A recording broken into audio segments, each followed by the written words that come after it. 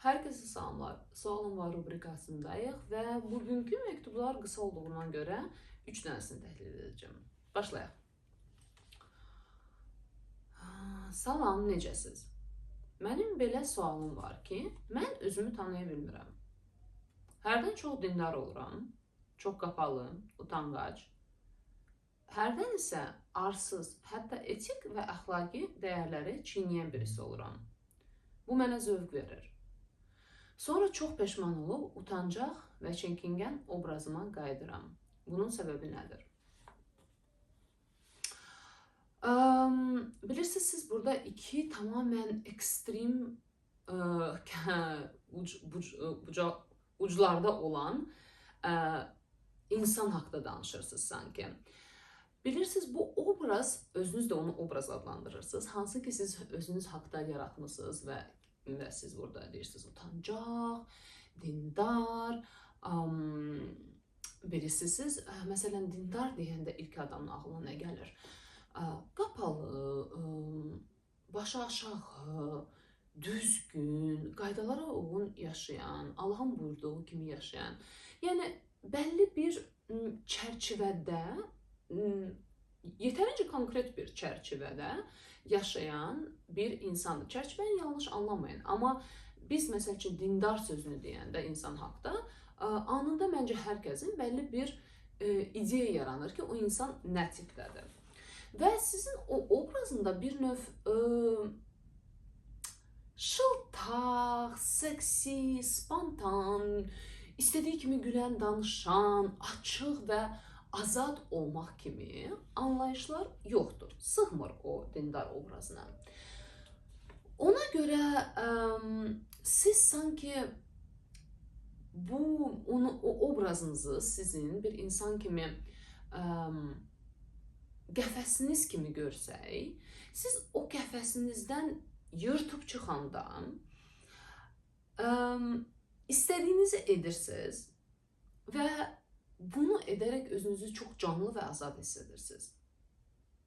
Elə bil ki, bir növ olur uşaqlar ya da yeniyetmələr qanunu pozurlar və əlimdən gəldi, elədim ki, heç kim də bilmədi, özlərini başqalarından ağıllı, yəni gizlidən hansısa bir həyatı yaşayırlar, artıq istədiyini eləyirlər və buna görə cəza almırlarmış kimi hiss edirlər. Bax, elə bir hiss gəlir məndə. Ona görə siz də deyirsiniz ki, zövq alırsınız. Sanki elə bil ki, bu obrazın hansına ki uyğun yaşamağa məcbur edirsiniz özünüzü, onun tabiçiliyindən çıxırsınız o an və bu sizə sanki sənin qaydan budur, sənin dediyin budur, amma mən sənin kimi etməyəcəm, sənin dediyinə tabi olmayacam hissinin belə boykot edib azadlığın verdiyi zövqdür, onu yaşayırsınız. Siz bir növ canlı olmaqdan qorxursunuz və çünki siz bir növ oradan çıxanda, o qəfəsdən çıxanda görürsünüz, sərhədsiz olursunuz. O qədər fərqlidir o özünüzü tanımladığı obrazdan. Elə bil ki, özünüzü durdura bilmirsiniz. Bunu bilirsiniz necə izah edə bilərəm, əgər bu tam aydın deyilsə.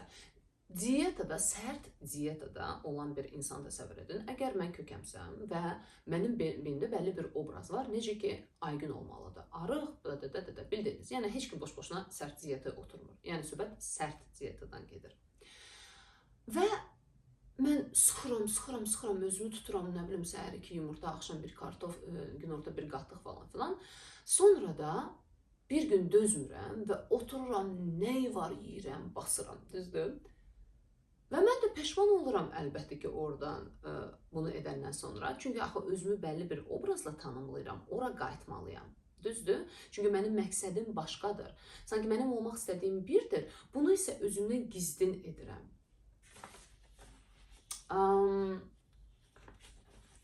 Və bunu edərkən də özümü durdura bilmirəm. Az olub, yəni bəlkə kimsə tanış gəldi. O insan məndə olub öncələr. Göyə ki, arıq olmaq istəyirsən, bəlli bir cür, amma oturursan və özünü sanki durdura bilmirsən, nə qədər yeyirsən dalbadal. Peşman olursunuz, çünki bu sizə, bilirsiniz, o obrazınıza qayıtmağa icazə verir. Əgər mən özümü o obrazla tanımlayıramsa, Burada mən gedirəm, həqiqətən istədiyimi yaşayıram, amma onu bir növ sərhədsiz formada yaşayıram. Niyə sərhədsiz? Çünki əgər mən öz şəxsiyyətimi çoxlu aspekti olan bir insan kimi görmürəmsə, özümü bir növ kısıtlayıram, dar bir obraza salıram. Halbuki mən belə olmalıyam. Çünki nəyəsə görə məndə yaranır ki, bu obraz hamıdan düzgün, hər şeydən yaxşıdır və bu obraz nəsə mənə verməlidir. Onda mən başqa yaşamaq istədiklərimi bu obrazın tam əksi kimi yaşayacağam. Ekstremal əksi kimi yaşayacağam. Amma mən özümündə yavaş-yavaş bütün bu aspektləri tanıyıramsa, məsələn, o dediyim sadaldığım, o açıq olmaq, seksi olmaq, öz istəklərimi özümə yavaş-yavaş da olsa etiraf edirəmsə, bir növ mənim o obrazım genişlənir, böyüyür, başqa çağrılar gəlir və mən bir o dandığım, özüm haqqında dandığım aspektləri sahiblənirəmsə, geri götürürəmsə, onda mən bir növ belə altdan gizlin bunu özümdən belə gizlin halda etməyə məcbur qalmayacağam. Çünki artıq o aspektlər mənim şəxsiyyətimin bir parçasına çevriləcək və mən özümlə rahat olaraq nə bir obraza, nə də o birisi obraza girərək yaşamayacağam. Bütün olaraq situasiya uyğun, ürəyim istədiyi kimi ekstremsiz yaşaya biləcəm. Mənim YouTube kanalımda Nifrət adlı, orada da bir xanımın məktubudur, çox geniş, məncə 1 saatlıq videoda təhlil edirəm. Məncə o da sizə kömək edə bilər. İstəyirsiniz, izləyərsiniz. Adı Nifrət adlanır, amma çox daha fərqli şeylər də orada danışmışam. Sadəcə nifrət haqqında deyil. Yəni izləsəniz başa düşəcəksiniz. Bu qədər. Sizin məktubunuz haqqında bu qədər. İkinci məktub. Salamlar, sualım budur ki, hər kəs mənə deyir ki, çox kartlarını açırsan. Bu səbəblə insanların səni marağı itəcəyi, biraz gizəmli ol. Amma axı bu mənim xarakterimdir. Sıfır kimlərəsə məni sevsin deyə, özümü rola salmış kimi hiss edirəm. Mən sadəcə ilk başlarda səmimi və deyib gülən oluram, özümdən ödün verirəm biraz. Sizcə onlar haqlıdır? Bilirsiniz, sizin məktub əslində çox sağ olun, çox tipik sual qoyma tərzidir. Çünki sizin sualınız fərdi insanları və individuallığı nəzərə almır. Yəni fikir verin, deyirsiniz, onlar haqlıdır, yoxsa mən? Taktika və texnika işlətməyə çalışan bütün coachlar, terapevtlər, insanlar ümumən, onlar bu dilemma arasında qalırlar. Okey, Aygünün texnikası düzgündür, yoxsa Samirənin? Sevdanın, yoxsa məsələn Arzunun? Fərqi yoxdur. Çünki burada biz özümüzü tanımağa çalışmırıq sizdən və qarşımdakı insanı fərd kimi görərək onu anlamaya çalışmırıq. Elə ki, yadımıza salmaya çalışıram. Aygün demişdi ki, gizemli ol, amma Sevda demişdi ki, yox, öyle özün istədiyin kimi açıq-saçıq davran. İndi görəsən, məsəl üçün qarşımda Orxan oturub. Orxan beləsindən xoşu gəlir, yoxsa beləsinə? Görəsən, hansı buna? Fikir verin, sanki qarşımızdakı insan bizə maraqlı deyil. Biz sadəcə doğru texnikanı seçməyə çalışırıq. Ona görə siz belə çaş-baş qalmısınız. Sizin bu... Mən sadəcə ilk başlarda səmimi və deyib gülən oluram. Siz bunu, bu da bir növ sizin texnikanızdır o mənada ki, sizə ola bilər ki, insanlarla özəlliklə ilk ərəfədə münasibət quranda çətin olur emosional olaraq etaplardan yavaş-yavaş keçmək. Məsəl üçün, iki fərdin, iki insan arasında mütləq məsafə var, fiziki məsafədən getmir söhbət. Və biz bir-birimizi tanımağa çalışaraq yavaş-yavaş o məsafəni qət edirik, yol qət edirik, gəlirik və bir növ ya yaxınlaşırıq, ya da elə məsafədə qalırıq və yolumuz ayrı gedir. Ya da məsələn, bu buradaydıqsa, bu qədər maksimum bir-birimizə yaxınlaşa bilirik və belə deyək ki, əgər sevgili olmaq niyyətimiz var isə dost kimi qalırıq. Ya da əgər mən bu insanla dostamsa, elə dostluğum buradan yaxına getmir, çox səmimiyə getmir. Çünki biz başa düşürük ki, iki fərdi insan kimi fərqliyik. Uyğun deyilik bir-birimizə məsələn, ya da bu qədər uyğunuq. Siz isə o məsafəni birdən-birə bağlamağa çalışırsınız. Çünki emosional olaraq İçinizdə yaşadığınız o gərginliyə, hardakı o mən sadaldığım etapları bir keçməyə tab gətirə bilmirsiniz. Elə deyirsiniz ki, bir növ fikir verin, deyirsiniz özümdən ödün verirəm biraz. Özümü bu cür davranıram. Olub bəlkə də sizin həyatınızda, dinləyicilərdə kimsə ilk dəfə sizlə danışır, amma başlayır avtomatik olaraq şəxsi həyatından bəzi informasiyalar verməyə, özəl həyatından elə şeyləri deyir ki, insan çaşır qalır ki, ayda mən bundan ilk dəfə yəni tanış olurum, bu niyə mənə belə özəl şeylər deyir. Amma sanki biz özümüzdən görürsünüz ödün veririk, özümüzə qarşı dürüst davranmırıq. Elə bil ki, şəxsi bir şeyi, vacib bir şeyi satırıq, bir növ veririk. Ki, bax, mən səmimiyəm, bax, ya məsafəni tez qısaldaq, mən yaxşıyam, mən güvənilirəm, mən özüm, yəni güya heç nə gizlətmirəm, görsən necə səmimiyəm, gəl dost olaq. Çünki dediyim kimi, o etapları keçməyə nə səbriniz var, nə istəyiniz, nə də emosional olaraq tab gətirə bilmirsiniz. Bunları düşünün, çünki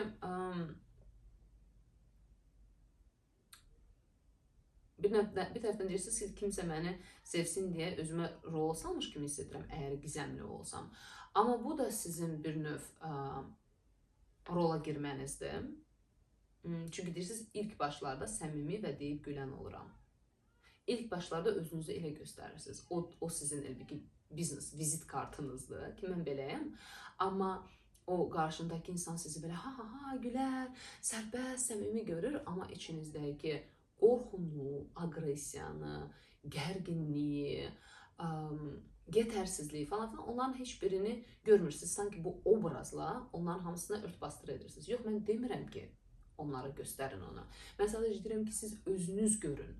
O güləriz, belə satmağa çalışdığınız o obrazın altında əslində nələri gizlədirsiniz. Mən demirəm bu pis şeydir, mən demirəm bu məsafəni birdən-birə qət edib bağlamaq pis şeydir. Amma bir növ özünü fərd kimi hiss edən insanlara siz biraz qəribə gələcəksiniz. Məsələn, mənə kimsə belə davranırsa və birdən-birə çox səmimi olursa, bu məni bir növ narahat edir. Çünki mən prosesi anlayıram və mən başa düşürəm ki, qarşımdakı insan bir növ məni əldə etməyə çalışır. Ki, mən beləyəm, yaxşıyam, gəl mənim ol, mənimlə yaxın ol. Yəni, məni tanımadan, biz bir-birimizə zaman tanımadan məni əldə edir. Bir növ bu səmimi yanaşması. Sadəcə düşünün bunları biraz. Amma əlbəttə ki, özünü tanımayan insan üçün bu gülərüz, bu xoş belə ha qaqara kikiri xoş olacaq başqa insanlara. Amma həyatınıza baxın, nəticə olaraq sizi hara gətirir. Əgər siz bu sualı yazmısınızsa, deməli çox güman ki, ya məsəl üçün söhbət qarşı cinsdən gedirsə, onlar sizi dost kimi saxlayırlar, ya da münasibətləriniz bəlkə də uzun çəkmir, ona görə siz bu məktubu göndərirsiniz. Bu qədər. Və sonuncu, üçüncü məktub. Salam Aygün xanım, necəsiz? Mən işimi dəyişmək istəyirəm, amma alındıra bilmirəm. Qərarsızam, nə istədiyimi bilmirəm. Seçim edib ardınca düşə bilmirəm. Kök sala bilmirəm. Nə isə sevirəm desəm də tez həvəsdən düşürəm. Şübhə ilə sorğulayıram. Mən hansı, burada söz biraz qəribə yazılıb, yəqin ki sahəyə, mən hansı sahəyə aidəm deyə içimdə narahatçılıq olur. Heç yerdə rahat ola bilmirəm. Valideynimin maddi asılılığına düşməkdən qorxuram. Bu nə deməkdir? Necə həll edim? Cavabınız üçün əvvəlcədən çox təşəkkür edirəm. Bilirsiniz, siz burada işiniz barədə yazırsınız. Amma eyni məktubu mən sizə belə oxusam. Aygün xanım, mən özümü dönüşdürmək istəyirəm, amma alındıra bilmirəm. Qərarsızam, nə istədiyimi bilmirəm. Nəyin hansı özümün ardınca düşəcəyini bilmirəm. Özümdə kök sala bilmirəm. Gah özümü sevirəm, gah da sevmirəm, həvəsdən düşürəm. Özümə daima şübhə ilə yaxınlaşıram. Hara aid olduğumu bilmirəm. Fikir verin, sizdə burada əslində iş axtarışından çox özünüzün axtarışıdır. Bir də ki, elə bil ki, siz indi hansı işdə işləyirsiniz, çox güman ki, indi onu bəyənmirsiniz, əgər dəyişmək istəyirsinizsə. Sanki bir növ deyirsiniz ki, mən bir dəfə səhv qərar vermişəm, bu işdən xoşum gəlmir. İndi bir dəfəlik və yaxşı, doğru seçim olsun istəyirəm. Amma kiməm, nəyəm, nəçiyəm, necə birisiyəm deyə anlamıram və mənə bu seçimi etmək çətindir. Heç yerdə rahat ola bilmirəm. Bilirsiniz, bu biraz yanlış yanaşmadır. Çünki bizdə səhv bir anlayış var ki, biz o istədiyimizi, aid olduğumuz işi tapandan sonra, aid olduğumuz insanı tapandan sonra, aid olduğumuz ölkəni tapandan sonra biz rahat olacaq. İnanın mənə ki, bu elə deyil. Mən bunu şəxsi təcrübəmdən sizə deyirəm. Həm bir ana olaraq, həm bir həyat yoldaşı olaraq, həm bir iş sahibi olaraq. Hər birində sevirəm hər həyatımın sahəsini, yəni özümü aid hiss edirəm. Amma deyim ki, hansındasa belə rahatam, yox bu elə deyil. Çünki hər sahə davamlı və çox şuurlu, gündəlik iş tələb edir. Yəni bu rahat olmaq məsələsini məncə biraz qoyun kənara.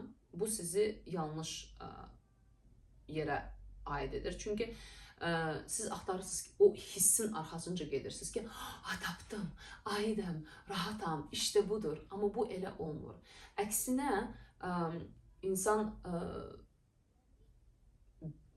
daima inkişafda olan insan heç bir yerdə, yəni ölənə kimi belə deyək, tam belə rahatlığını tapıb yayıla bilmir. Çünki o özü ilə işlədikcə, həyatı, işini, hər şeyi tanıdıqca elə görür ki, hər şey nə dərəcədə mürəkkəbdir və ölənə kimi bu proses də bitmir. Bir də o niyə mən sizin məktubunuzu bir növ işdən mənə çevirdim? Çünki insan özünü heç olmasa bir azca tanıyırsa, niyə mən düşünürəm ki, sizdə əsas problem budur? Biz bir işdə işləsək, hətta o işi heç bəyənməsək belə, biz bir növ özümüzü müşahidə edirik və yetərincə net anlamaya başlayırıq ki, okey, niyə bu iş mənim xoşuma gəlmir?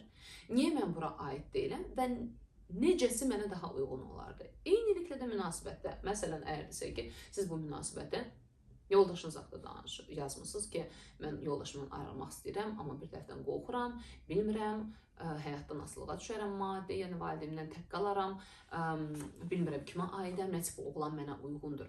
Bu yenə də o demək olardı ki, siz sanki bu oğlanla yaşayaraq özünüzü kəşf etməmisiniz, anlamamışsınız ki, mən necə birisiyəm və mənə həqiqətən uyğun olan nədir? Bilirsiniz niyə? Çünki biz onları anlamağa çalışanda bizim seçimimiz yetərincə daralır. Biz özümüzü anlamayanda bizə elə bilir ki, biz çox şeyə aid ola bilərik. Hətta bizə elə gəlir ki, oy, mən o qədər kişini, istədiyim kişini xoşbəxt edə bilərəm. Amma bu çox böyük bir yalandır. İnsan özünü tanımaya başlayanda başa düşür ki, mənə konkret bu tipdə insan uyğun olar. Çünki mən beləyəm, mənə tab gətirən bu tipdə insandır. Ya da mənim bacarıqlarım bunlardır və bunlardır. Bu şeylərdə mən çox zəifəm, heç başım işləmir. Məsələn, mən özümdən deyə bilərəm ki, mən özümdən hayal qura bilərəm, amma məsələn, mən həkim heç vaxt ola bilmərəm. Çünki başım fizikada, kimyada, riyaziyyatda belə fənlərdə işləmir. Yəni, mən nə qədər də istəsəm ora getmərəm. Yəni, mən nəyi edə bilməyəcəklərimi bir növ ələyərək, mən çox net başa düşməyə başlayıram ki, əslində mən nəyi edə bilərəm və bu mənə kömək edir təyin etmək, hansı istiqamətdə mən gedim. Və o istiqamətlər o qədər də, yəni 1000 dənə deyil, bəlkə də 3-5 dənədir, harada ki biz seçib, uzun müddət qalıb və bacarıqlı ola bilərik. O birazca həvəs göstərdim və getdim, onu da göstərir ki, yəni siz o rahat olacağım, aidəm duyğusunun arxasınca gedirsiniz deyə bu yeni seçdiyiniz bəlkə peşəyə, ideyaya yetərincə zaman tanımırsınız. Bəlkə də münasibətdə də eyni şeydir. Sizin də yaşınızı bilmirəm, statusunuzu bilmirəm, bəlkə də evlisiniz, bilmirəm. Amma çox güman ki, iş barəsində belə edirsinizsə, yəqin ki, şəxsi həyatınızda da elədir. Ona görə Yəni cavabım budur. Özünüzü tanımağa başlayın. Kim və necə olduğunuzu anlamağa çalışın. Bu uzun prosesdə mənim bütün videolarım həm Instagramda, həm burada tam bu mövzudadır, onsuz da özünüzü tanımaq haqqındadır. Ona görə bu yolda getsəniz, inanın mənə, bəlkə də siz indi məni dinləyirsiniz və düşünürsünüz ki, ay da mən düşünürdüm ki, mənim nə qədər seçim var, bunu eləyərdim, onu eləyərdim, onu eləyərdim, ay dizayner də olardım, həkim də olardım, nə bilim, marketinqdə də işləyərdim, coach da olardım, psixolog da, hər şey. Amma mən dediyimdən sonra sanki o seçimlər belə daralır, azalır və siz daha belə kiçik bir formaya çevirirsiniz, yekə, geniş belə formadan balacalaşırsınız, daralırsınız. Amma bu sizi bir növ reallığa qaytarır, harda ki, siz sadəcə bəlli bir şeyləri biz bacara bilirik, hər şeyi yox. Amma bu da pis bir şey deyil. Çünki o bacardığımız şeyləri daha da çox üzərində çalışıb, daha da professionallaşdırıb sahəmizdə çox gözəl mütəxəssis ola bilərik və o professionallığın gətirdiyi zövqü, inanın mənə, heç bir şey müqayisə oluna bilməz. İnsana çox böyük özgüvən verir, gerçək özgüvən verir. Belə. Bu qədər. Çox sağ olun güvəniniz üçün. Gələn həftə yenidən yeni məktublarla görüşərik. Sağ olun.